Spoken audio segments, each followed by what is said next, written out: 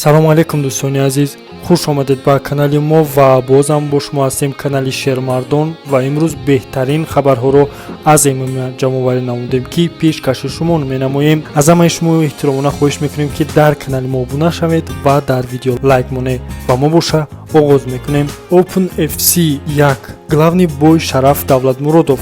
Барои шахсоне ки дар бораи ин лига малумот надоранд, каме мефахмонм.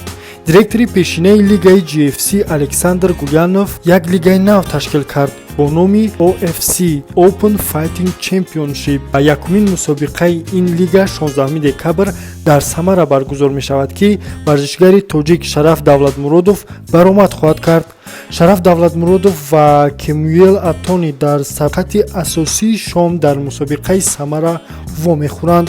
Шараф Давлатмуродов варзишгари пуртаҷриба ба истилоҳ нокаунтер аст ки 13 бояшро дар Срочно ба анҷом расонд. Дар карьераи худ ӯ 20 ҷанг ва танҳо 3 мағлубият дорад. Ӯ медонад ки чӣ гуна ҳозиронро дар ҳайрат гузорад, ҳам дар стойка ва ҳам дар замин. Вай дар лигаҳои олии ACA ва ACB бой задааст. Кэмуел аз Бразилия ба Россия омада дар ин ҷо таҳсили санъати муҳорибаи омехтаро аз худ кардааст.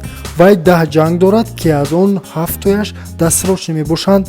Вай муборизаи охирини худро дар мусобикаи GF бар зидди Вилкер Лемос бохта буд. Ҳар дуи варзишгар рӯзи 16 декабр дар Самара дар лигаи OFC як муҳорибаи фаромӯшнашаванда хоҳанд кард. Бояд қайд кард ки Шараф якбора ду шартнома бо ин организатсия ба имзо расонидааст. Инчунин ин организатсия бо директори клуби Ахмад Таҷикистон Рачабали Баенов низ шартнома баст ки варзишгарони тоҷик дар оянда дар ин лига маҳорати худро нишон хоҳанд дод. ва мо бошад ба ҳамаи варзишгарони тоҷик сарбаландиро таманно мекунем. Ин буд видеои имрӯзаи мо дӯстон. Хайр.